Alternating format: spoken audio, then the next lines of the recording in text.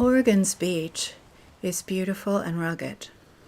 With the tide out, sketchy layers of paper-thin water cross the flat, long-reaching sand, reflecting the setting sun in inconsistent bursts.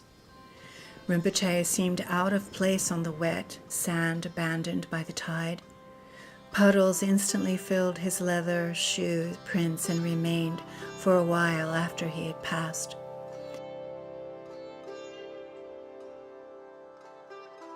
He looked funny with his skirt shortened up, being pulled uncomfortably over his belly, exposing his skinny ankles.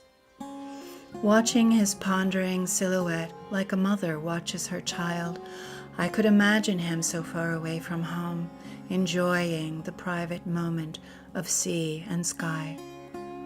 When he came back to the bustling seaside where we all sat with blankets and beer, he said, "Let's write poetry," like it was a normal thing to do on an afternoon at the beach.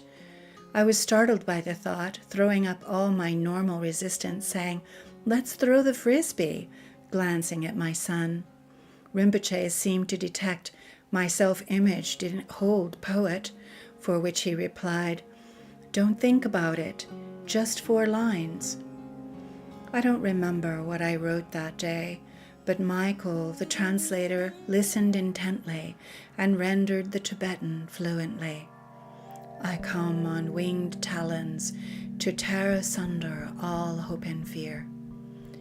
It wasn't hard for me that day to see Rinpoché like a great bird, so big and powerful he could fly where the blue of the sky met the dark of outer space, crossing the Himalayan mountains, the plains of India, and easily passing even the Atlantic Ocean to land in the West, on our continent of hope and fear, to land on our continent of endless need and anxiety, to tear apart the fabric of self-delusion and free us in the nature of mind itself.